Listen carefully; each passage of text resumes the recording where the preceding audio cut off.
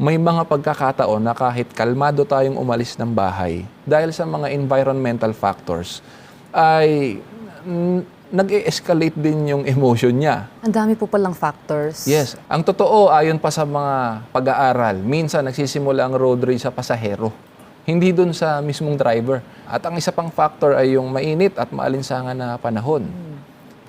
Lahat naman yun ay may epekto sa mga nagbabiyahe, lalo na sa mga naglalakad sa kalsada. Ang isa pa dyan ay ang getting stuck in traffic.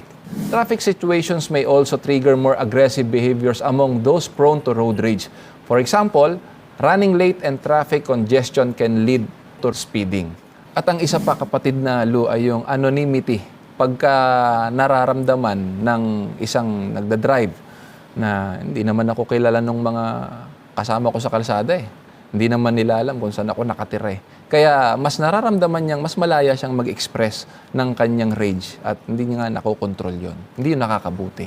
So, bali parang the driver is hiding behind an unknown persona. Kaya okay lang na gawin niya kahit anong gusto niya. Tama, anonymity ang tawag. At maaaring factor din yung having a mental condition, mental health condition. Pero, lilinawin lang natin sa mga televiewers, ano po, hindi naman automatic na kapag may mental health problem, ay naglilid lagi sa road rage.